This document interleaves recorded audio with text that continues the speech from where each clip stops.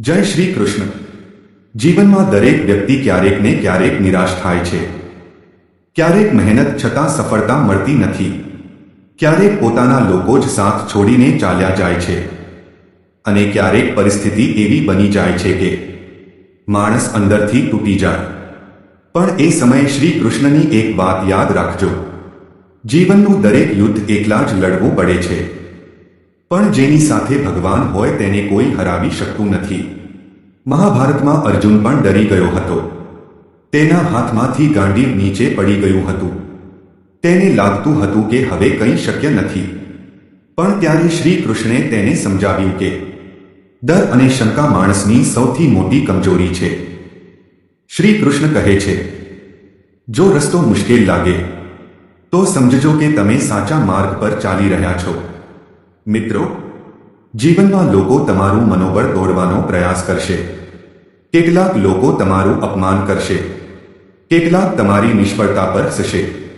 પણ યાદ રાખજો, સૂર્ય જ્યારે ઉગે છે ત્યારે કોઈ તાળી નથી પાડતું. પણ જ્યારે પ્રકાશ ફેલાય છે ત્યારે આખી દુનિયા તેને જુએ છે.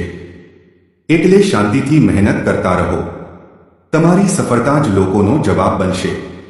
શ્રી કૃષ્ણ કહે છે, ક્યારે પોતાને નબળા ન સમજતા, કારણ કે આત્મવિશ્વાસથી મોટું કોઈ શસ્ત્ર નથી. જો આજે તમારો સમય ખરાબ ચાલી રહ્યો છે તો નિરાશ ન થશો. રાત કેટલીય અંધારી હોય, સવાર થતી જ હોય છે. એ જ રીતે જીવનમાં દુઃખ પછી સુખ જરૂર આવે છે. માણસે હંમેશા બે વસ્તુઓ રાખવી જોઈએ, એક ધીરજ અને બીજું વિશ્વાસ. ધીરજથી મુશ્કેલ સમય પસાર થાય છે અને વિશ્વાસથી નવી શરૂઆત થાય છે. ઘણા લોકો માત્ર પરિણામ જુએ છે, પણ ભગવાન તમારી મહેનત જુએ છે. તમે કેટલા વખત પડ્યા એ મહત્વનું નથી, તમે કેટલી વખત ફરી ઊભા થયા એ મહત્વનું છે. શ્રી કૃષ્ણ કહે છે, કર્મ કરતા રહો, ફળની ચિંતા છોડો.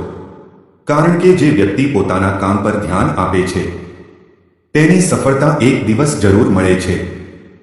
તો મિત્રો, જીવનમાં ક્યારે હાર માનશો નહીં.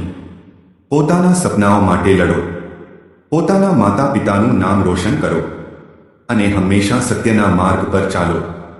યાદ રાખજો, સમય બધાનો આવે છે, માત્ર ધીરજ રાખનાર જીતે છે.